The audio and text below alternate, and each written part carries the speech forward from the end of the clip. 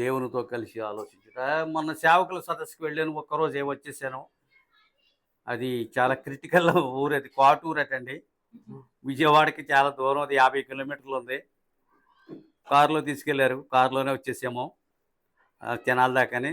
తెనాల్లో రాత్రి బండి ఎక్కి మళ్ళీ ఉదయం దిగిపోయాం. ప్రియులారా, మరి ఈ మధ్య సేవకుల సదస్సుకు పెడతా ఉన్నాను. మంచిది, మరి మాట్లాడమని అవకాశం ఇవ్వలేదండి. కొందరేమో నా పక్షం, కొందరేమో ఇంకొకరి పక్షం అన్నట్టుగా వర్తమానం ఎవరికి ఇవ్వాలని చెప్పి చివరికి నలుగురు లేచి 4:15 మాట్లాడి ముగించారు. చాలా సంతోషం అయింది. మంచిది ప్రియులారా. సరే, వర్తమాన భాగాన్ని చూద్దాం. అందరూ కూడా ప్రార్థన పూర్వకంగా ఉండండి. దేశము కోసం మీరు ప్రార్థన చెయ్యండి ప్రియులారా. దేశము చాలా విలువైనది. మనము నివసించినంత కాలము ఈ దేశము సుభిక్షముగా ఉండాలంటే ఈ దేశం కోసం ఖచ్చితంగా మనం ప్రార్థించాలి. దేశం యొక్క అవసరతలు తీరాలి. ఆహార అవసరతలు తీరాలి, ఆర్థిక అవసరతలు తీరాలి, ఇంధన అవసరతలు తీరాలి. ఎన్నో అవసరాలు గుండా ఈ దేశ ప్రజలు ప్రయాణిస్తూ ఉన్నారు. కనుకనే దీనికోసం మనం ఖచ్చితంగా ప్రార్థించాలి. దావీదుని క్షమించండి, ప్రభుని యేసుని 1 తక్కువ 40 దెబ్బలు కొట్టారు. ఎన్ని? పౌలు కూడా 1 తక్కువ. ఇరాన్కి ఇజ్రాయెల్కి శత్రుత్వం 1 తక్కువ 40 ఏళ్ళ నుండి ఉంది. యుద్ధం ఎప్పుడు ముగిసిందో తెలుసా? 39వ రోజున ముగిసింది. ఆ దైవికమైంది చూపించాను, ఆశ్చర్యపోయారు మా వాళ్ళు, మా పిల్లలు. 1 తక్కువ 40 దినాన్ని యుద్ధం ముగిసింది. అది దేవుని దేశం యుద్ధంలో ఉందనే సంగతి దేవునికి తెలుసు. అందువలన ఏమైంది అక్కడ? ఆ ప్రింట్ చూపిస్తాను, మీద నా దగ్గర ఉంది. ఎప్పుడు ముగిసింది యుద్ధం? ఈ 4 సరిపోయా? 4:39. దైవిక ఉద్దేశాలు అలా కనబడతాయి. ఆత్మీయ నేత్రంతో వాటిని మనం చూడాలి. అందుకని ఇజ్రాయెల్ ప్రజల కోసం నేను ఎంతగా మొరపెడుతున్నాను తెలుసా? దేవునికి ఇష్టమైన పని. యూదులు మరణించకూడదు ప్రభువా, ఇజ్రాయెల్ దేశమును మీరు కాపాడండి, మరియు యెరూషలేమును కాపాడండి, నీ ప్రజల పక్షంగా ఉండండి. అది యూదులు లేకపోతే మనం ఎక్కడ ఉండేవాళ్ళం? యూదులు లేకపోతే మనం ఎక్కడుందో? నరకంలో ఉందో. ఎందుకంటే వాళ్ళ నేత్రాలు అలా మూసి మన నేత్రాలు కొంచెం తెరిచి అవి వదిలిపెట్టాడు కనుక మన పప్పు ఇప్పుడు మెత్తగా ఉడుకుతుంది. లేకపోతే మనం ఎక్కడ ఉండేవాళ్ళం? ప్రవక్త ఏమన్నాడు తెలుసా? హిట్లర్ కనుక బతుకుంటే ఈ ఆరాధన చేసుకొని ఇచ్చేవాడా అని అడిగాడు. ఎందుకంటే మన దేశాన్ని కూడా అతగాడు స్వాధీనము చేసుకుని ఉండేవాడనే భయంతో ప్రవక్త మాట పలికాడు. కనుకనే ప్రియులారా, ఈ దేశం కోసము, దేవుని దేశం కోసం ప్రార్థించవలసిన పని మీకుంది. ఈ దేశమునుకున్న శత్రువుల కోసం కూడా మీరు ప్రార్థించాలి. మీ ప్రార్థన అంతర్జాతీయ సంగతులను కూడా ప్రభావితం చేస్తాయి. కనుక వర్తమానం యొక్క పేరు దేవునితో కలిసి ఆలోచించుట. దేవుడు ఒక దినము తన దూతలతో ఒక ఆలోచన సభ పరలోకములో కలిగి ఉన్నాడట. ఎందుకంటే మానవ జాతిని విమోచించడానికి మానవులలో యోగ్యుడు లేడు, దేవదూతలలో యోగ్యుడు లేడు, సాధారణుడు యోగ్యుడే కాడు. కాబట్టి వారి నిమిత్తము నేను వారి మధ్యకి మనిషి వలె వెళ్ళాలనుకుంటున్నాను అన్నాడు. ఆయనకి ఎవరు ఎదురు చెప్పగలరు? ఎవరో ఎదురు చెప్పలేరు. ఆయన చిత్తమేమైందో వారికి గ్రహించలేరు. ఆయన చెబితే తప్ప దూతైనా గ్రహించజాలరు.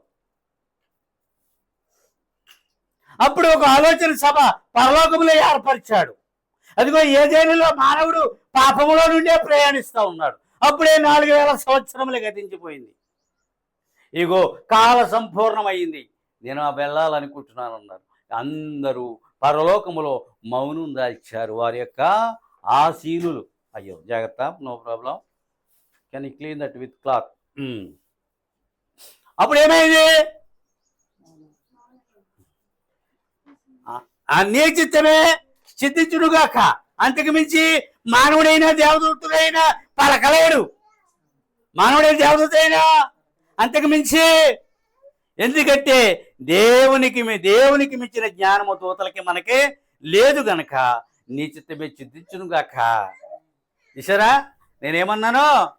నీ చిత్తమే పాపిని విమోచించాలి, పాపిని పరిశుద్ధపరచాలి, అతని ఆత్మను నరకము నుండి తప్పించాలి, అతడు తిరిగి మరలా నా సన్నిధికి రావాలి. కాబట్టి నేనే వెళ్ళాలి, నేనే మనిషిగా జన్మించాలి, జీవించాలి, మరణించాలి, పాపిని విమోచించాలి. ఇది నా యొక్క ఆలోచన. మీ మధ్య ఉంచాను, మిమ్మల్ని సమావేశపరిచాను. ఈ సభ యొక్క తీర్మానమును మీరు ఆమోదించాలి. ఏమన్నాడా? ఏమన్నాడు చెప్పండి?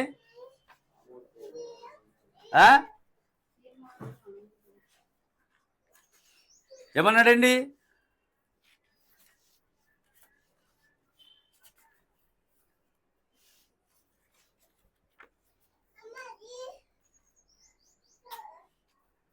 దేవునికి స్తోత్రములు కలుగుగాక. హల్లెలూయా.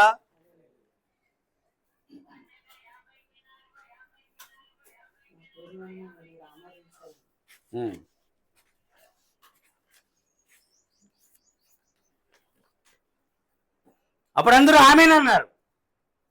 అప్పుడు అందరూ ఏమన్నారు?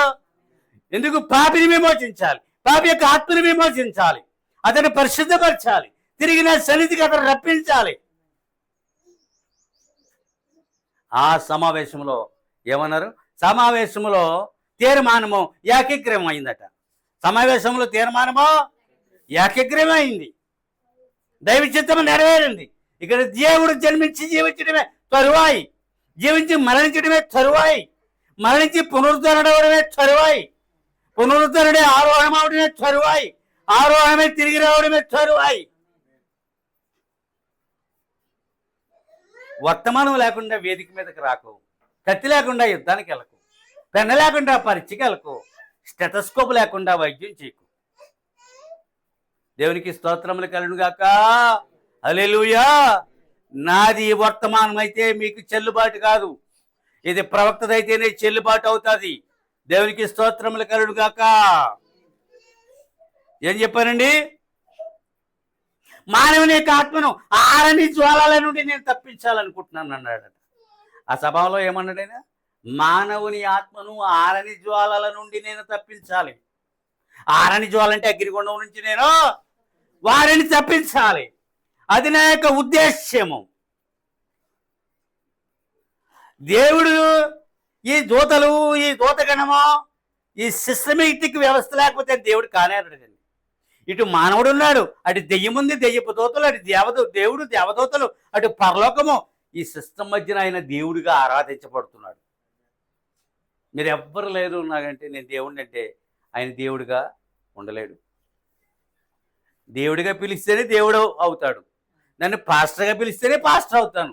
పాస్టర్గా పిలవనప్పుడు నేను ఎలా పాస్టర్ అవుతాను? పాస్టర్గా పిలవడానికి జనం ఉండాలొద్దా? హల్లెలూయా. అజడా మానవునిగా జీవిస్తాను, సువార్తను ప్రకటిస్తాను. అన్నిటికీ దూతలటండి ఆమీన్ ఆమీన్ అన్నాయట. అన్నిటికీ మానవుని జన్మిస్తాను, జీవిస్తాను, మరణిస్తాను, సువార్తను ప్రకటిస్తాను, మనిషిని విమోచిస్తాను, ఆరాని జ్వాల నుండి తప్పిస్తాను. ఇది మానవుని పట్ల నాకు ఉన్నటువంటి సదుద్దేశము. వారిని రక్షిస్తాను, నా ప్రణాళికను వారి మధ్యన ప్రవేశపెడతాను. అర్థమవుతుందా?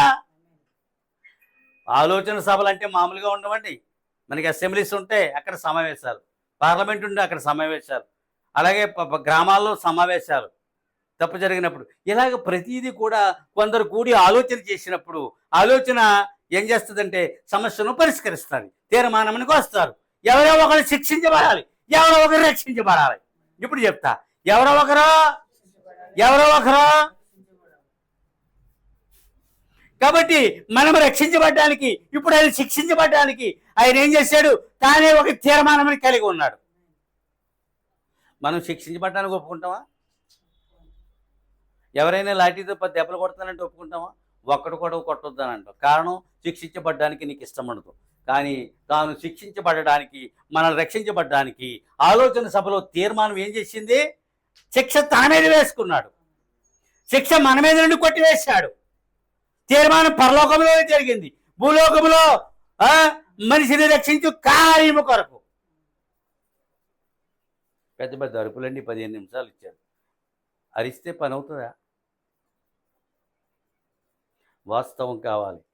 వాస్తవం చెప్పకపోతే పని. దేవుడు సంతోషించేది వర్తమానం చెప్తేనే సంతోషిస్తాడు. నువ్వు 1000 నిమిషాలు అరిసినా ఆయన వినండు.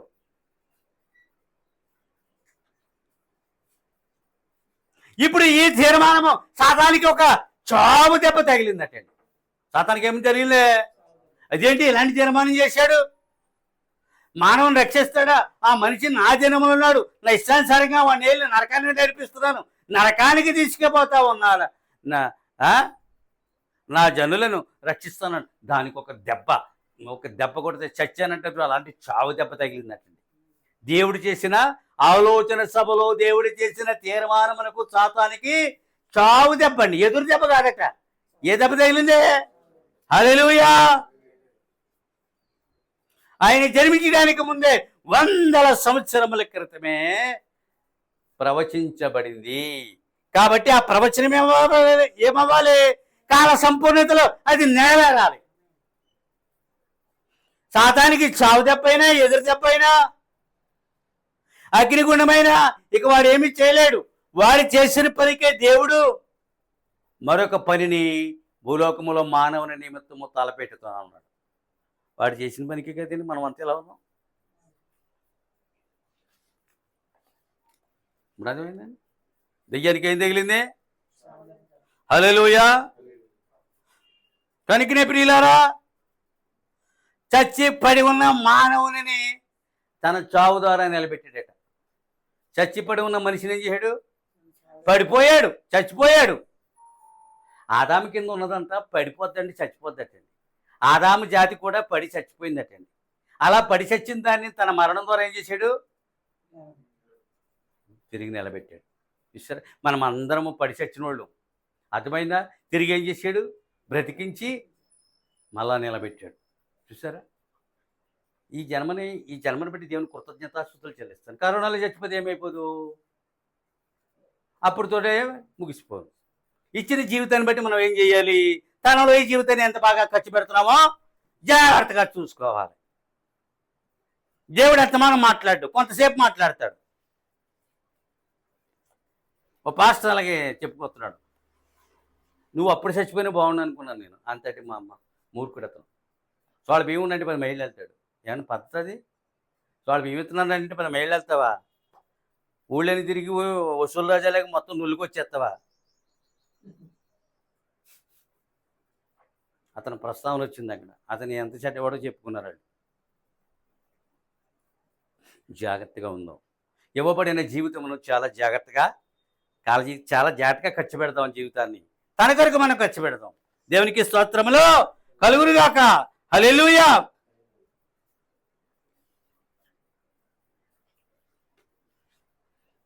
ఆయన జన్మించిన దినమున దేవదూతలు పశువుల కాపరులతో ఆలోచన సమావేశాన్ని కలిగి ఉన్నాయి.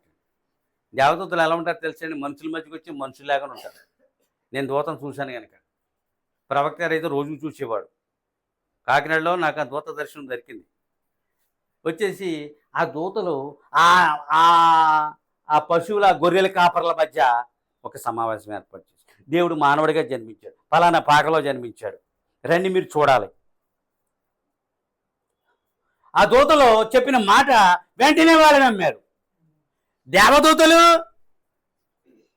పశువుల కాపర్లు, దేవుడు మానవుడు ఆలోచన సభ, దేవదూతలు కాపర్ల ఆలోచన సభ, దేవుడు సాతానుతో కూడా ఆలోచన సభ చేశాడు. మనం చెప్పాను ఈ మూడును: దెయ్యముతో, మానవులతో, దేవదూతలతో. హల్లెలూయా. ఈ దూతలతో ఆయన ఏం చేశాడు? ఆ దేవదూతలో ఆలోచన సభను ఏర్పాటు చేశాడు.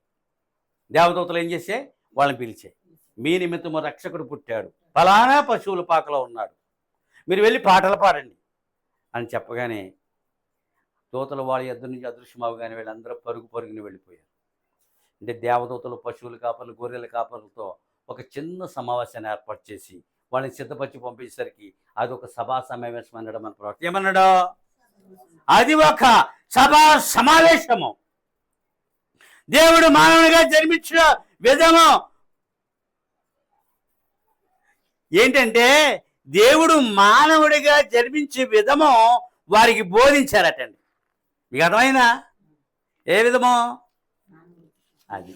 ఇప్పుడు జన్మించాడా చూడండి వెళ్ళి అన్నాడు. అయితే తెల్లవార్లు వారు వెళుతూనే ఉన్నారు, ఆయన ఆరాధిస్తూనే ఉన్నారు, పూజిస్తూ ఉన్నారు. తూర్పు దేశపు జ్ఞానం 2 ఏళ్ళ తర్వాత వెళ్ళారండి. 2 సంవత్సరాల తర్వాత ఆ పసిబిడ్డ పశువుల పాకలో లేడంట, మరి అమ్మగారి ఇంట్లో ఉన్నాడట అండి. ఎక్కడున్నాడు? చాలామంది పశువుల పాకలో మొక్కారనుకుంటున్నారు. కాదు, ఆయన పుట్టగానే 8వ రోజున ఇంటికి వెళ్ళిపోయారు. 9వ రోజున 8వ రోజున ఆయనకి దేవాలయంలో శుద్ధీకరణమో వాళ్ళకి స్నానాలు అయిపోయాయి. 2వ ఏడని వెళ్తే ఆ మహానుభావుడు ఆ యొక్క ఇంటి పడి మీద ఆడుకుంటున్నాడని మన ప్రవక్త వర్ణిస్తారండి. అక్కడ ఆడుకుంటున్నాడు. ఆ మహానుభావుని కొంచెం పరుణ పెట్టండమ్మా, మేము తూర్పు దేశపు జ్ఞానులమో, మేము ఆయన్ని ఆరాధింపవచ్చితిమి. We have seen his star in east అనే వర్తమానం ఉంది. తూర్పున ఆయన నక్షత్రమును చూసి we have seen his star in east and worship of him. అంతేనా? తూర్పున ఆయన నక్షత్రం చూసి ఆయన ఆరాధింపవచ్చితిమి. ఇప్పుడు అర్థమైనా? ఆయన చక్కగా పరుని పెట్టినప్పుడు సాంబ్రాణి, బంగారము, బోళము పెట్టి ఆయన ఆరాధించి మరలా 2 సంవత్సరాలు ప్రయాణించి వెనక్కి వెళ్ళారు. మొత్తం వాళ్ళకి 4 ఏళ్ళు పెట్టింది. మొత్తం వాళ్ళకే హల్లెలూయా. కాపర్లకి ఒక గంట కూడా పట్టలేదు. ఎందుకంటే వాళ్ళు ఉన్నది బెత్లెహేమే, వాళ్ళు ఈయన పుట్టింది బెత్లెహేమే. వివరించడానికి కొంత సమయం తీసుకున్నారు, పంపించడానికి కొంత సమయం తీసుకున్నారు. వీళ్ళకి 4 సంవత్సరాలు పట్టలేదు, కానీ గంటలో వెళ్ళి ఆయన ఆ గంటే కాదు కానీ తెల్లవాళ్ళు వెళ్ళి ఆరాధించారు. ఊరంతా తెలిసింది, ఊరంతా హల్లెలూయా. కనుకనే ప్రియులారా, ఆయన అంతఃపురంలో జన్మించలేదు. ఏ రోజు రాజు యొక్క అంతఃపురంలో ఆయన జన్మించలేదు. మరి ఎక్కడ జన్మించాడు? పశువుల పాకలో జన్మించాడు. సామాన్యత చాలా విలువైనదండి. మనిషి యొక్క జీవితాన్ని ఉన్నత శిఖరాలకు తీసుకెళ్తుంది. తెలుసా? సామాన్యత చాలు. ఈ బట్టలో కొన్ని కోట్లున్నా సరే ఇలాగే ఉండు, అదే జోడుతో ఉండు, అదే పెనతో ఉండు. గాంధీకి డబ్బు లేదా? లండన్ రౌండ్ టేబుల్ మీటింగ్ వెళ్ళినప్పుడు పంచికట్టును పైన కొంత కొల్లాయి అంటారు, పైదాన్ని వేసుకుని ఆయన లేడు. బోసునూరు కర్ర గజ వణికిపోయిందండి బ్రిటన్ ప్రభుత్వం. స్వాగతం స్వాగతం. ఆ వీడియోలు చూశాను కానీ నేను చెప్తున్నాను, నేను లేనా రోజు ఏం చేశానండి? ఏ ఏ ఏ ఆడంబరం ఆయనలో ఉందే? ఒక కర్ర అంటే వెళ్ళిపోతున్నాడు. నేను నిజంగా ఆశ్చర్యచకితుడిని అయ్యాను. ఎందుకంటే ప్రపంచమే తన శాంతి సూత్రాలకు కట్టుబడి ఉంది ఇప్పటికి చాలా దేశాల్లో. తెలుసా మీకు? హల్లెలూయా. నిరాడంబరము.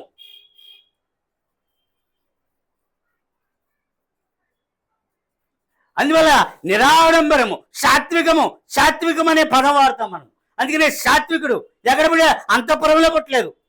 అవునా? 5 నక్షత్రాల హాస్పిటల్లో హల్లెలూయా. ఎక్కడ? పశువుల పాక. అక్కడ ఏలో దోమలు, రొచ్చు, పేడ, పెంట ఓ మూల పొడిగా చేసి అక్కడ ఆమెను కనడానికి ఏర్పాట్లు చేశారు. దేవునికి స్తోత్రములు కలుగును గాక. హల్లెలూయా.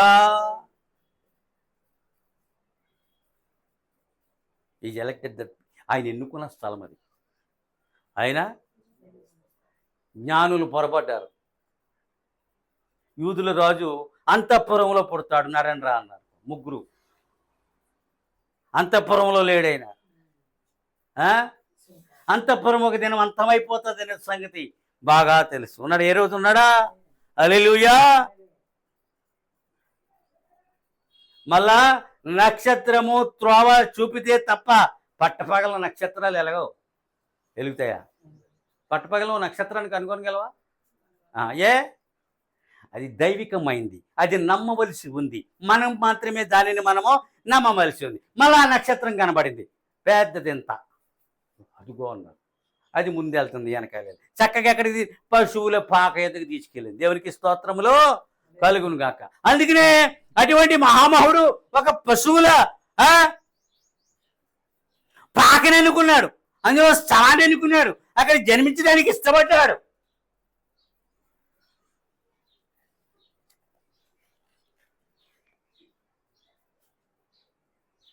కనుక సంఘముల యొక్క ఆడంబరములకు, వారి గొప్పలకు, ఈ లోక వైభవములకు అది ఒక చావు దెబ్బండి. సంఘశాఖలు ఎలా ఉన్నాయి? వైభవములతో ఉన్నాయి, గొప్పలతో ఉన్నాయి, ఆడంబరములతో ఉన్నాయి. వాటికి ఆయన జన్మ ఒక చావు దెబ్బ అన్నాడు. ఇందాక దేనికి చావు దెబ్బ అన్నారు? ఇప్పుడు ఎవరికి చావు దెబ్బ? ఆడంబరములు అంటండి. సంఘాలకి ఆడంబరాలు కావండి. పూటకో సూట్ వేసుకుని వస్తున్నాడు. ఒక జత 3 రోజులు దొడుకుతున్నాను నేను. ఒకవేళ ధనమున్నా నేను అలాగే అదే పని చేస్తాను. అర్థమవుతుందా? హల్లెలూయా. ఆడంబరములకు గొప్పలకు అది ఒక చావు దెబ్బ. ఎవరైనా పాస్టర్ గారి భార్య కనబడుతుంటే, నేను హాస్పిటల్లో పెట్టను, మా ఇంట్లో ఏసీలో పెట్టినవాడిని పశువుల పాకలో పెడతాను అది చెల్లుతుందండి. పశువుల పాకలో ఎవడు పుడుతున్నాడో నీకేం తెలుసు? రౌడీ పుడుతున్నాడా? రౌడీ చీటర్ పుడుతున్నాడో నీకేం తెలుస్తుంది? అది కూడా వేషధారణ అవుతాడు. అర్థమవుతుందా? ఇటువంటి వాటికన్నీ అది ఒక చావు దెబ్బ. నువ్వు ప్రార్థిస్తే చాలయ్యా. నేను ప్రార్థించే నీ భార్య కోసం. నేను చాలా నీతిమంతుడండి. మీకు తెలియదు, చెప్పుకోకూడదు, పొరపాటు అవుతుంది. ఎవరి నీతి వారికి కాదు, కానీ నీతి మనిషి నుండి వెల్లడైనప్పుడు అది నీతి అని గ్రహించే శక్తి సంఘానికి ఉంటుంది. తప్పగా మనం ప్రార్థించాలండి. ఇప్పుడు అర్థమవుతుందా? హల్లెలూయా. ఆలోచన సభలో ఒక తీర్మానం ఉంటుంది. ఆ తీర్మానము అమలు జరగాలి. అప్పుడు ఆలోచన సభ తీర్మానం ఫలిస్తుందంట.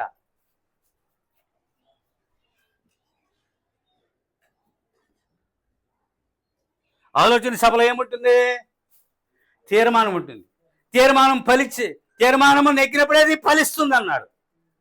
ప్రతి ఆలోచన సభకు ఒక తీర్మానము, ఆ తీర్మానమే అది ఫలిస్తుందని చెప్పాడు. దేవునికి స్తోత్రములో కలుగునుగాక. ఆయనటండి దేవుడు పావురము గొర్రెపిల్లతో ఒక ఆలోచన సభ కలిగి ఉన్నాడట.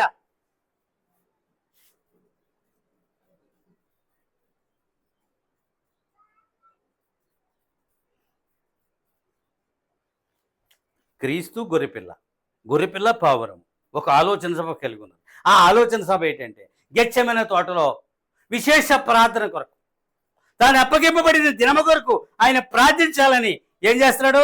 దేవునికి మొరపెడుతున్నాడు. దేవునికి మొరపెట్టితే దేవునితో కలిసి ఆలోచించుట అన్నాడు. పావురము పరిశుద్ధాత్మ, దేవుడు పక్కన మళ్ళీ క్రీస్తు, 3 ఒకటే. కానీ ఆయన ఏమన్నా ఆ తోటలో ఒక ఆలోచన సభ వ్యక్తిగతముగా అటు పరలోక సంబంధులతో కలిగి ఉన్నాడటండి. ఎందుకంటే ఆయన మరణమగునంతగా ప్రార్థిస్తూ ఉన్నాడు. అక్కడ ఆయన చెమట రక్తముగా మారిపోయిందటండి. ఎర్రని చుక్కగా మారిందటండి. అంతగా వేదన చెందుతూ ఆయన ప్రార్థిస్తున్నాడని చెప్పబడింది. ఆవేదనతో కూడిన ప్రార్థనకి జవాబులు తప్పని వస్తాయి. మనం అలా ఆవేదన చెందమండి.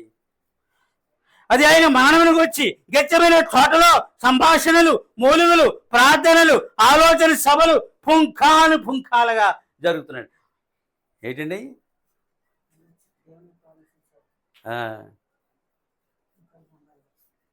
ఆయన గెచ్చమైన తోటలో అన్ని రీతులుగా దేవునికి ప్రార్థన చేస్తున్నాడు. ఆయన మరణమును గూర్చి దేవునికి చెప్పుకుంటున్నాడు. పుంఖాలుగా ప్రార్థనలు చేస్తున్నాడు. ఆయన విరామము లేని ప్రార్థన ఆ రాత్రి కాలం ఆయన కలిగి ఉన్నాడు. దేవునికి స్తోత్రములో కలుగునుగాక. పరలోకము నుండి ఈ ఆలోచన సభ కొరకు దేవదూతలు దిగి వచ్చినట్టండి. పరలోకం ఎవరు దిగి వచ్చారు? సాయం చేయడానికి కాదు, దిగి వచ్చారండి. ఏ సాయము చేయలేదు. శిష్యగణం ఉంది, దూతగణము ఉంది. అర్థమవుతుందా? దేవదూతలు దిగి వచ్చారటండి. ఆ తోటలో ఎవరున్నారు ఇప్పుడు? ఆయన మరణాన్ని అడ్డుకోవడానికా? పేతురు ఆయన మరణాన్ని అడ్డుకోపోయాడు. నువ్వు చావకూడదు ప్రభు అన్నాడు. సాతానా నువ్వు వెనక్కి వెళ్ళమన్నాడు. పేతురు సాతాను కాదు, పేతురులో ఉన్న దెయ్యాన్ని.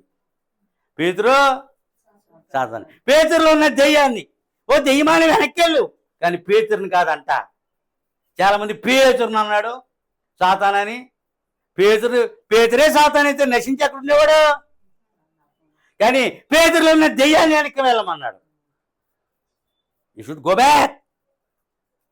నా మరణాన్ని అడ్డుకుంటున్నావు, దెయ్యం చేసే పని అంటండి. దేవునికి స్తోత్రములో కలుగునుగాక. హల్లెలూయా. కనికినే ప్రియులారా, ఇప్పుడు ఎవరు వచ్చారు అక్కడికి? మికాయేలు, గాబ్రియేలు, మాచిపత్రి ఆ బండ చుట్టూ కూర్చున్నారటండి. ఎవరు? మికాయేలు, గాబ్రియేలు, మాచిపత్రి ఆ బండ అనగా క్రీస్తు చుట్టూ కూర్చున్నారండి. పాపాడు. అవునా? ప్రముఖులు వెళ్ళు. ఎవరెళ్ళు? ప్రముఖులు. మాచిపత్రి ప్రముఖుడు,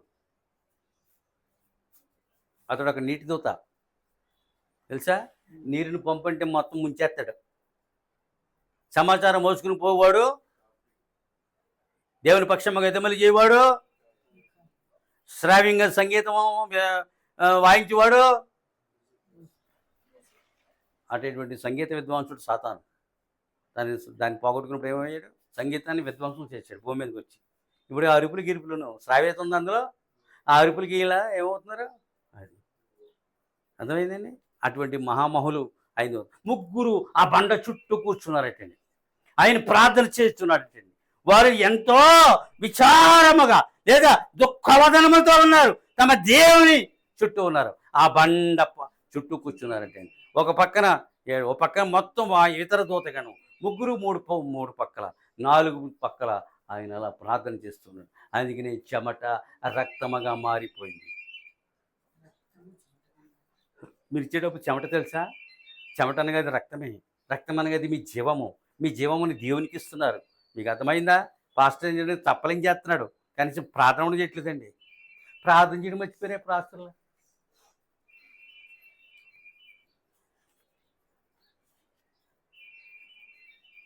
ఎవరు ఆ బండి చుట్టూ? శిష్యులు లేరు అక్కడ. ఏమయ్యారంటే వీళ్ళు అలసిపోయి నిద్రపోతున్నారండి బాబు. ఆ 4 జాబితాల మధ్య శిష్యులు లేరు, అలసిపోయి. ఈ బృందం అంతా ఒక చోట నిద్రపోతుంది. గురువేమో వేదన చెందుతూ ప్రార్థిస్తున్నాడు. పరలోకం నుండి ఏమో ఇటువంటి సమూహం దిగి వచ్చింది. మీకు అర్థమవుతుందా? హల్లెలూయా. ఆ బండ చుట్టూ చేరారు పాపం. వీళ్ళు ఏమీ మాట్లాడడానికి లేదు, ఎందుకంటే ఆయన ప్రార్థనలో ఉన్నాడు. అయినా జరగబోవు యజ్ఞ పశువుగా శిలువ మీద అర్పించబడడానికి ఆయన ఒక ప్రార్థన పరలోకములో ఉన్న దేవునికి చేస్తూ ఉన్నాడు. తండ్రికి మొరపెడతా ఉన్నాడు. ఈ నిశ్చితమైతే ఈ శ్రమల పాత్రను తొలగించని ప్రార్థన చేస్తాడు. దేవునికి స్తోత్రములు కలుగునుగాక. హల్లెలూయా. కనుకనే వారి కూటములు వారికి అలసట కలగజేసే. యేసుప్రభుతో ఉన్నప్పుడు కూటాలు పెట్టారటండి. ఆయన ఆ కూటాల్లో ఈయన కూడా అలసిపోయాడు, అయినా ప్రార్థిస్తున్నాడు. కానీ వీళ్ళు ఆ కూటాలు మీటింగ్స్లో ఏమయ్యారు? అలసిపోయారటండి. శరీరం సహకరించట్లేదు, అందువల్ల నిద్రపోతున్నారు. మీ ఆత్మసిద్ధంగానే మీ శరీరం బలహీనం అయిపోయింది. మీరు హాయిగా పడుకోండి అని ఆయన వెళ్ళి మెలకువగొండి ప్రార్థన చేస్తున్నాడు. మెలకువగొండి ఆలోచన సభ ఏర్పరచుకున్నాడు. దేవునితో మాట్లాడుతున్నాడు. దేవదూత గణం దిగి వచ్చేసింది. ఎలాంటి దూతలు వచ్చారు? మిఖాయేలు, గాబ్రియేలు, మాచిపత్రి దేవదూతలు. ఆ గెచ్చమనే చోటంతా నిండిపోయింది.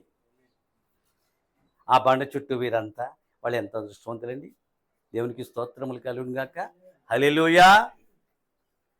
తన మరణ దినమున ఆయన పెట్టు మొర్ర, ఆ మొర్ర కొరకు వారందరూ దిగి వచ్చారు. పుట్టినప్పుడు దేవదూతలో, చనిపోతున్నప్పుడు దేవదూతలో. ఇప్పుడు దేవదూతలు ఉన్నారు. ఇప్పుడు మళ్ళా మన మధ్య తన భార్య చుట్టూ దేవదూతలు ఉంచాడు ఆయన. ఇప్పుడు ఏమన్నాను? ఆ దినములందు వారు గొప్ప కూటములను కలిగి ఉండిరి. ఈ దినము వలె ఆ దినమున వారికి సభావ సమావేశములు కలిగి ఉన్నారట. ఈ దినములు మనం పెట్టుకుంటున్న కూటాల వలె వారు ఆనాడు కూడా ఎన్నో కూటాలు కలిగి ఉన్నారటండి. సభా సమావేశాలు కలిగి ఉన్నారటండి. వాళ్ళు మనం పెట్టుకోవట్లేదండి. మన మీటింగ్స్కి వెళ్ళలేదా? మన మధ్యన ఆగస్టులో ఉంటుందండి. సేవకుల మీటింగ్ పెట్టుకుందాం, తప్పగా 30 మందికి భోజనం పెట్టుకుందాం. మనం అందరం సమకూడదాం. చక్కగా నన్ను చూడాలి, మనం ఉన్న చోటు చూడాలని వాళ్ళు అనుకుంటున్నారు. సరే, ప్రార్థన చెయ్యండి. ఆయన తండ్రి అడిగాను, నీ వెళ్ళి వారి నిమిత్తం మరణించడం ఇష్టపడుతున్నావా? దేవుడు అడుగుతున్నాడు క్రీస్తుని, నీ వెళ్ళి వారి నిమిత్తం మరణించడానికి ఇష్టపడుతున్నావా అన్నాడట. చూస్తారా? ఈ మాటలు ఎవరు నమ్మరటండి. ఈ మాటలు సంశాఖ అన్యజనులు వర్తమానంలోనే చాలామంది నమ్మట్లేదు. ఇష్టపడుతున్నాను అన్నది. నీవు వెళ్ళి వారి నిమిత్తం మరణించడానికి ఇష్టపడుతున్నావా? ప్రార్థనకి ఏమవుతుంది? పరలోకం నుండి స్వరం వస్తూ ఉంది. ప్రార్థనకి ఏమవుతుంది? జవాబు వస్తూ ఉంది. హల్లెలూయా. నీ సహోదరుల మీద నీకున్న ప్రేమ అపారమైంది అన్నాడు. ఏమంటున్నాడు అంటే మానవుని పట్ల నీకున్న ప్రేమ కొలవలేనిది, అపూర్వమైనది, అపారమైనది. అయితే నువ్వు వెళ్ళు. యజ్ఞ పశువుగా నువ్వు వెళ్ళు, నువ్వు అర్పించబడు. ఏమన్నాడండి?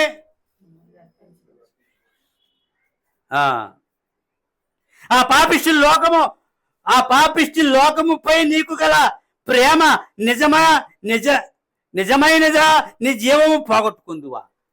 ఆ పాపిష్టి ప్రపంచం పట్ల నీ ప్రేమ నిజమైందా అంటూ నీ ప్రాణాన్ని పోగొట్టుకుందువా అని అడుగుతున్నాడు మళ్ళా దేవుడు. నీ ప్రాణాన్ని ఎవరి కోసం? పాపిష్టి ప్రజల కొరకు నీ ప్రాణమును పోగొట్టుకుందువా? వారి మీద నీకున్న ప్రేమ నిజమైనదా అన్నాడు. నిజమైనదే, పోగొట్టుకుందును. సరే అండి, హల్లెలూయా. పెళ్ళిళ్ళు అడుగుతారు, కాపురం చేస్తావా, పర్లేదా, ఇలాగ ఎన్నో ప్రశ్నలు అడుగుతారు. అవును, ఇటు నుంచి అవును, అటు నుంచి అవును. తర్వాత పెళ్ళిళ్ళు దిగినాక కాదు కాదు అంటారు. తూర్పు పడమరలు, ఇది అటు ఇది ఇటు.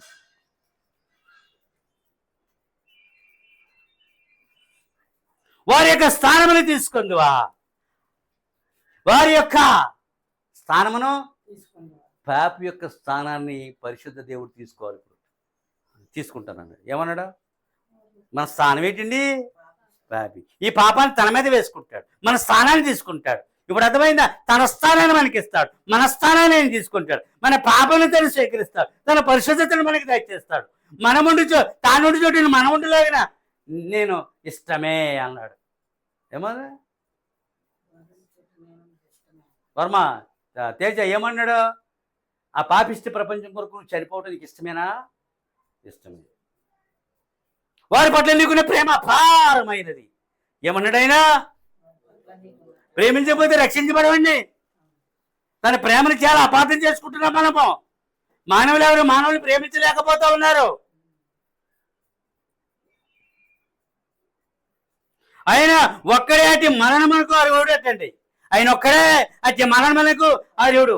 మనిషి నిమిత్తం మనిషి చనిపోజాలడు, మనిషి నిమిత్తం దేవదేవత చనిపోజాలడు, పశువు పక్షి మనిషి యొక్క పాపమును తీయజాలదు. ఈ నాలుగింటికి ఏ అర్హత లేదు. మనిషి నిమిత్తం మనిషి పాపం క్షమించగలడా? మనిషి యొక్క పాపం దేవదేవత క్షమించగలదా? పశువుల పక్షుల యొక్క రక్తము మానవ పాపం తీయగలదా? కానీ నీవు ఒక్కడే అర్హుడివి. ఇప్పుడు అర్థమైందా? దేవుడు మాత్రమే అర్హుడు, మానవుని యొక్క పాపం క్షమించుటకు అర్హత కలిగిన వాడు. ఆ త్యాగాన్ని సంఘం గుర్తించాలండి. నా పాపముని క్షమించి నన్ను పరిశుద్ధపరిచినవాడు. నేను రోగిని, నన్ను స్వస్థపరచు. నేను పాపిని, నన్ను పరిశుద్ధపరచు. నేను దరిద్రుని, నన్ను దానవంతం చేసావు. ప్రభువా, నా ప్రాణాత్మలు ఇదిగో నీ వశములో నీకు ఇచ్చేస్తా ఉన్నాను. నాకేమి లేవండి. ప్రాణాత్మలను ఏం చేసుకొని ఆయనకి ఇచ్చేస్తే 5 కోట్ల రెట్లు విలువగా తిరిగి వస్తాయి. నీవు ఇవ్వగలిగింది అదే. అర్థమవుతుందా? హల్లెలూయా. నువ్వు ఇవ్వగలిగిందండి అది మాత్రమే. ఆయన చెప్పుచున్నారు, నీ చిత్తమే చిత్తించును గాక. ఏమన్నాడా? ఏమి హల్లెలూయా. కనుక మీరు ఇక మీదట నా జీవితమును నీ చిత్త ప్రకారంగా జీవించును గాక అని మీరు అందరూ. నా జీవితము నీ చిత్త ప్రకారంగా జీవించుతుందని మీరు అనాలటండి. సంఘం ఏమనాలి? నీ చిత్త ప్రకారంగా నేను జీవించుతును గాక, నీ చిత్త ప్రకారంగా నేను జీవించుతును గాక, నీ చిత్తమే నా జీవితంలో చింతించును గాక. మానవ చిత్తాలు పక్కన పెట్టాలండి, స్వచిత్తమును పక్కన పెట్టాలి, అనుమతితో కూడిన చిత్తమును పక్కన. దైవ చిత్తానికి జీవితాన్ని అర్పించవాడు. అర్థమవుతుందా? ప్రశ్నలండి ఎలా బోధించున్నామని అడుగుతున్నారు. మరి ఎందుకు వచ్చావు నువ్వు ఇక్కడికి?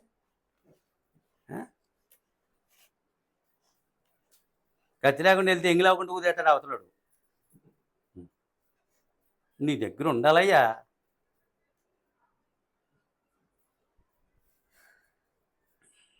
ఆయన మరణించి తిరిగి లేచిన తర్వాత మరొక ఆలోచన సభ కలిగి ఉండెను. మరణించి తిరిగి లేచిన తర్వాత మరణించి లేచి ఆరోహణమే వెళ్ళిపోయేటట్టు పరలోకం వెళ్ళిపోయిన తర్వాత దేవదూతలతో మళ్ళీ మీటింగ్ అరేంజ్ చేసింది. ఈ was arranged on meeting with his angels. ఇప్పుడు ఒక ఆలోచన సభ మళ్ళీ ఏర్పాటు చేసి, ప్రభువా మీరు పిలిచారు, ఎందు నిమిత్తం పిలిచారు? ఎవయా అంతా జరిగింది, ఇప్పుడు నా ఆత్మను కిందకి పంపాలి, వారు నా ఆత్మను పొందాలి, అప్పుడు వారు నా వలె జీవించడానికి వీలవుతుంది. మీరు నువ్వేమంటావు? మాచిపత్రి నువ్వేమంటావు? మిఖాయేలు నువ్వేమంటావు? గాబ్రియేలు నువ్వేమంటావు? మిగిలిన దూతలారా మీరు ఏమంటారు? అవును, మీ ఆత్మ లేకపోతే నశించిపోతారు, నీ క్రతువు నశించిపోతుంది, పనిచేయదు, నీ బలి అర్పణ నిస్సారమవుతుంది. సాతాను తన ఆత్మ చేత వారు నింపి మరలా మొదటికి వస్తాడు. నీ ఆత్మ పొందుకుంటే వాడు పారిపోతాడు. వాడు ఆత్మ వాడు ప్రభా మీ ఆత్మను కుమ్మరించండి. ఏమంటున్నారు వాళ్ళు? మీ ఆత్మను కుమ్మరించండి. అప్పుడు మేడగదిలో 120 మంది ఏం చేశారు? పిరికితనం ధైర్యానికి భూమి భూలోకం నుండి పరలోకమునకో అవిశ్వాసం విశ్వాసమునకో హల్లెలూయా. ఇందులో 7 ఉంటే నేను 3 చెప్పాను. అప్పుడు వారు ఏకగ్రీవ తీర్మానం చేశారు, నీ ఆత్మను కుమ్మరించున్నాయి. అది కుమ్మరింపమని 10 మంది కింద కూర్చుని 10 రోజులుగా ప్రార్థిస్తున్నారు. ఆఖరి రోజుని సభా సమావేశం ఏర్పరిచారు. వారు 10 రోజులుగా 120 మంది మేడగదిలో నా ఆత్మ కోసం అర్థిస్తున్నారు. నేనేం చేయను, మీరేం చెప్పండి అన్నారు. ప్రభువా మీ ఆత్మ లేకపోతే మీ వారు కానేరదు కనుక మీ ఆత్మను త్వరగా కుమ్మరించండి. ఏమండి 10 మాటలు చెప్పలేవా నువ్వు? మీరు టీచర్స్ ఉంటారు, లెసన్ ప్లాన్ తీసుకుంటారు, మాటలు చెప్పలేవా?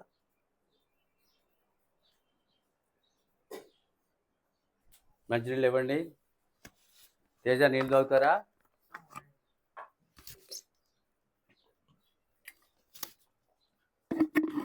అది ఆ తీర్మానము ఆయనకి ఎంతో ఇష్టమైంది. ఆ తీర్మానము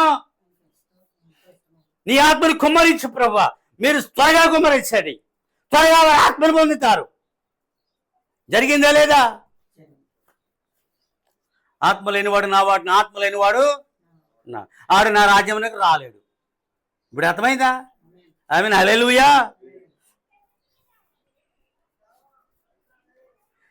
ఆయన అన్నాడటండి, నాలో దేవుడు నివసించులాగున శిష్యులతో అన్నాడంట, మీలో నేను నివసిస్తాను. నాలో దేవుడు, నేను మీలో నివసిస్తాను. నా నివాస స్థలం మీరే, నా విశ్రమ స్థలం మీరే. ఈ అంతరంగ భూభాగంలో నేను నిలబడి నేను ఆశీనుడని నిన్ను నేను ఏళ్తాను. దేవుడు ఏలాలి నిన్ను. సంగమును దేవుడు కుటుంబాన్ని యజమానుడు మానవుడు ఏలకూడదండి. స్త్రీ ఏలకూడదు ఇంటిని. స్త్రీ సంఘాన్ని, యేసుక్రీస్తే సంఘాన్ని నీ అంతరంగ భూభాగంలో ఆశీనుడై నిన్ను ఏలాలి. సంఘమై ఏలాలి. అతడి నీ ఏలిక. ప్రధానైనా అతడు ఎవరో? నిన్ను పరిపాలించేవాడు. నీకు ఒక పరిపాలకుడు ఉన్నాడు. భూమి మీద 2 పరిపాలకులు, ముఖ్య ప్రధాన 2 పరిపాలకులు. అక్కడ అసలు సిసలైన పరిపాలకుడు నీకున్నాడు. ఎవరికి లేని పరిపాలకుడు నీకున్నాడు. అతని పరిపాలనలు నువ్వేమవుతున్నావు? తేగరిల్లుతున్నావు, తెప్పరిల్లుతున్నావు, సంతోషిస్తున్నావు, ఆనందిస్తున్నావు. ఈ కళ వచ్చింది, ఈ రీతిగా మాట్లాడాడు, ఇది ఇస్తా అన్నాడు, అది చేస్తా అన్నాడు. పరలోకపు దేవుని కదిపి కుదిపేదే ప్రార్థన. నాకు ఆ టైం ఉంది, ఈ టైం నేను ప్రార్థించలేను. నేను అలా ప్రార్థన చేసిన ఒక ఆయన ఏసీలో అలా పడుకున్నాను. నాకు ప్రార్థనలు అక్కడ ప్రార్థనలే. హాయిగా ఏసీలో కూర్చుని ఒక ఇల్లు ఇచ్చారు, నాకు ఒక్కడికే ఇచ్చారు. ఆ ఇంట్లో ఏం చేశాను? ఇంట్లో నుండి గ్రేజర్ ఉందండి, వేడి నీళ్ళు ఇస్తున్నాను. బాత్రూమ్ అండి, ఇంటర్నేషనల్ స్టైల్, వెస్ట్రన్ స్టైల్ ఉంది. పేపర్తో మనం చేయలేమా పని. వాటర్ క్లీనింగ్, ఇవన్నీ బోల్డ్ సిస్టమ్స్ అండి. అర్థమైందండి? డబ్బు కొలిది పిండి కొలిది రొట్టు, డబ్బు కొలిది సదుపాయాలు. అర్థమైందండి?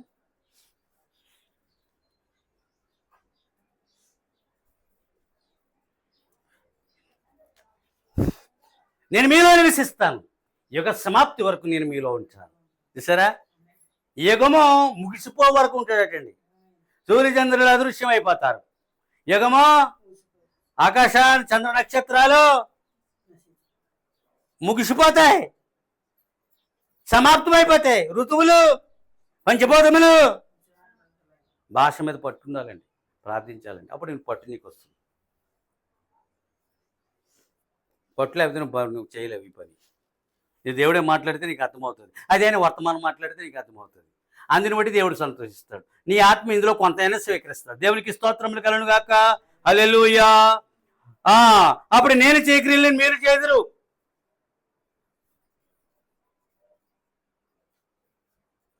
ఆయన ఆరోహణకు ముందు ఏమన్నాడంటే, మీరు పెంతెకొస్తుకి వెళ్ళిపోతారు.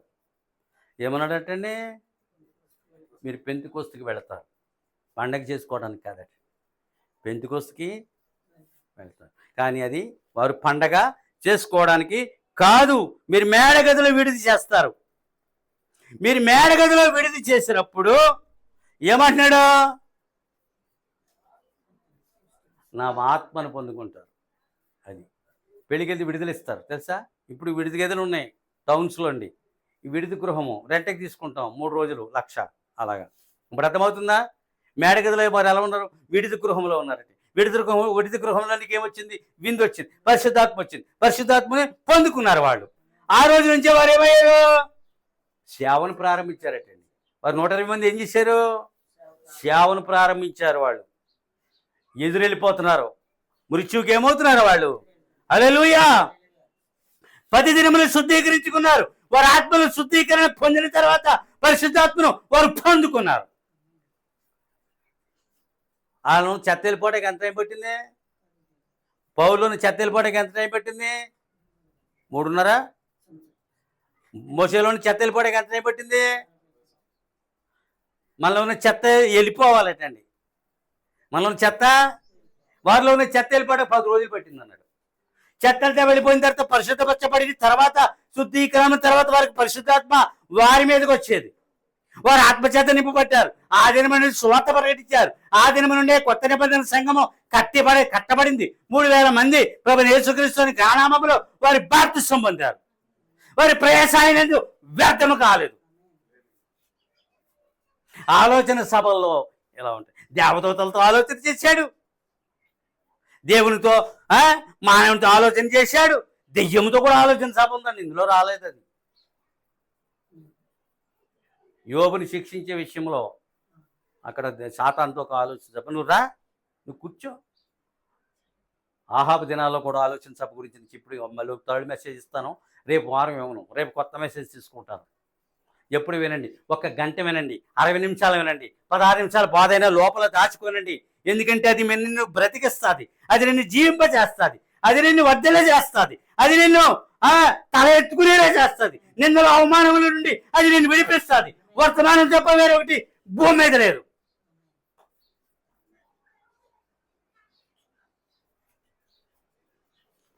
అక్కడ 400 మందిలో ఉన్నది పరిశుద్ధాత్మ అనుకున్నారట. ఆత్మ కానీ ఏ ఆత్మ? పరలోకంలోనే, కానీ ఒక్కళ్ళలోనే ఆత్మ ఉంది. మేకాయిలో వాక్యము, ఆత్మ, దర్శనం ఉన్నది. ఈ 3 తతడు ఎలా ఉన్నాడు? కొండ మీద యెషూరుములో ఉన్నాడా? అది గుడిస, అది పరలోకపు గవిని. ఏ సదుపాయాలు దానికి సాటి రావు. అర్థమవుతుందా? 401 మందిలో దెయ్యం ఉంది. ఆ ఒక్కడు ఏముంది? నేను పోలీస్కి ఏం చెప్పాను? నేను నీ ఉద్యోగానికి ఇస్తున్నాడని రాత్రి ప్రభు నాతో మాట్లాడు. నిజమా అన్నాడు. తీసుకో అన్నాను. నేను చూసుకో. 4వ నాడు ఏమైంది? కృతజ్ఞతలు చెల్లించాడా? కాలు ఏమైంది? 2 ముక్కలు చెప్పుకోకూడదు. మీకాయ అనుభవాన్ని నాలో ఉంచాడు. ఏమైనా హల్లెలూయా. నేను మీకాయ కన్నా గొప్పవాడిని కాను, కానీ ప్రవక్త నువ్వు మీకాయ కన్నా గొప్పవాడు అని. నువ్వు వధువు అంత గొప్పదన్నాడు. హల్లెలూయా. ఆ సేమ్ ఎక్స్పీరియన్సెస్ మనలోకి వస్తాయండి. ఈమె సాక్ష్యం అండి. నా 5 ఏళ్ళకి ఉద్యోగం లేదండి. ఏం లేదు. పోలీసు దొంగతనం చేయకుండా అడ్డుకోవాలి. పోలీసు దొంగ అయితే ఏమవుతుంది?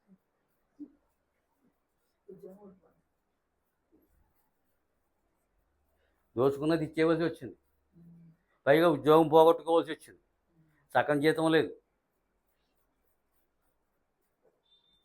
బంధువుల మధ్యన ఉన్నట్టుగా నటిస్తున్నాడు, కానీ నిజానికి అది లేదు. ఈ సాక్ష్యం బంధువుల దగ్గర చెప్పకూడదు. నేను మళ్ళా నాకు కండిషన్స్, నాకేంటి? అందువల్ల ఇప్పుడు జరుగుతున్న బోధ అంతా ఎవరిదే? అబద్ధములాడు ఆత్మది. ప్రవక్త వర్తమానం అంతా ఎవరిదే? పరిశుద్ధాత్మది. ఎందుకంటే పరిశుద్ధాత్మ ద్వారా ప్రవక్త పలికిన దానినే కాపరి పలుకుతూ ఉన్నాడు. కాపరి పలికిన దానినే సంఘం వినిచుండి లోనికి స్వీకరిస్తుంది. ఇది ఏ నిత్య జీవము, అక్షరము చంపున ఆత్మ జీవింప చేయును. నేనేమన్నానండి? కనుక ఏమైంది? సంఘ స్థాపన జరుగుతున్నది అన్నాడు. మరి జరిగింది కదా మొదటి రోజున. పెంతెకొస్తు పండుగ ఏమైంది? సంఘము పేతురు ద్వారా. ఓకే, ఇప్పుడు ఎక్కడ తీసుకొచ్చాడంటే మళ్ళీ వెంటనే సంస్కరణ దాకా తీసుకొచ్చాడండి. ఇప్పుడు సంఘమును సంస్కరించాలనే ఆలోచన సభ పరలోకంలో దేవుడు కలిగి ఉన్నాడు. ఒక సంస్కర్త మనకు కావాలి. అది ఎవరైతే బాగుంటుంది. అది తన దూతలతో ఏం చేశాడు ఆయన? అప్పుడు మార్టిన్ లూథర్ కనబడుతున్నాడటండి దేవునికి. మరి నేను కనపడ్డాను, మీరు కనపడ్డారు, అందుకని ఎంపిక చేయబడ్డావు. అర్థమవుతుందా? నీవు రక్షించబడిన దినమని చాలామంది చచ్చిపోయారు. నువ్వు బాప్తిసం పొందిన దినమని చాలామంది, నువ్వు పరిశుద్ధాత్మ పొందుకుని చాలామంది, నువ్వు ఒక ప్రభువు నుండి ఒక కళ పొందుకునే దినమని చాలామంది. కానీ దేవుడు నిన్ను ఎన్నుకున్నాడు. మార్టిన్ లూథర్ అయితే బాగుంటుంది అని అన్నారు.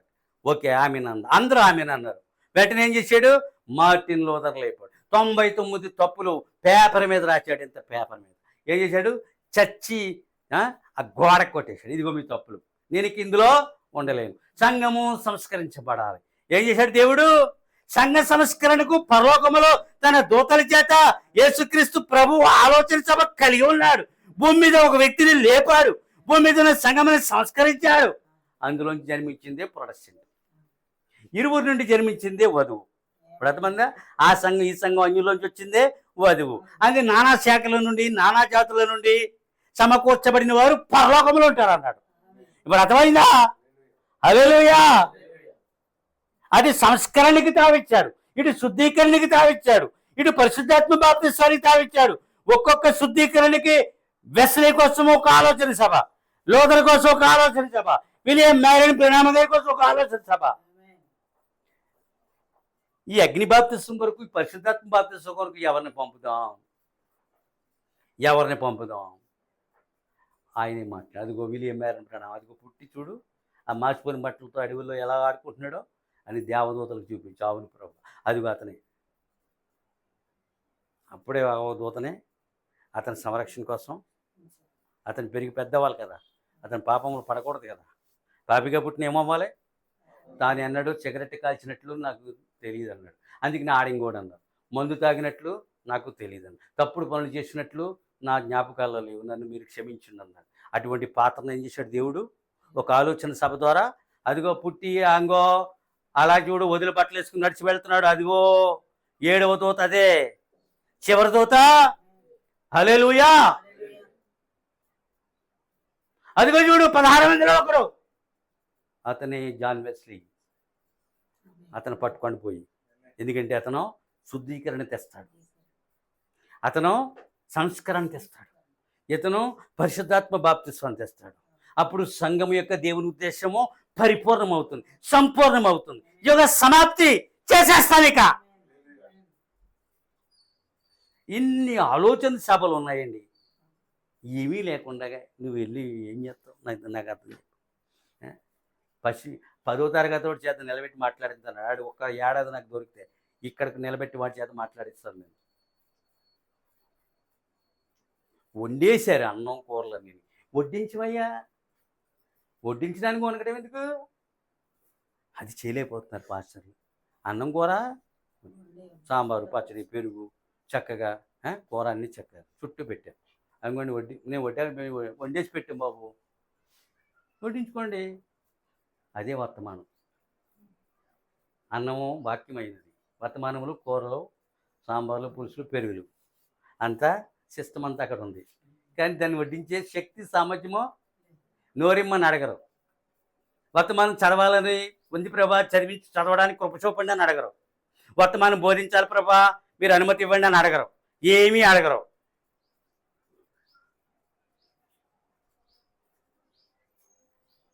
అడగకపోతే ఏమీ రాదు. ఇప్పుడు భార్య భర్తలు ఉన్నారు, భర్త మాట్లాడితేనే కదా భార్య మాట్లాడుతుంది, భార్య మాట్లాడితేనే కదా భర్త మాట్లాడతాడు. అప్పుడు ఒకరి మనసు ఒకరికి అర్థమవుతుంది కదా. వారి ఎడం ఇది, వారి ఆ మొక్కం ఈ మొక్కం తూర్పు పడమలు అయితే అక్కడ సిస్టమ్ అంతా collapse. The system is there collapse, పాడైపోతుంది. అంతేనా? నువ్వు దేవునితో మాట్లాడుతూ ఉండాలి.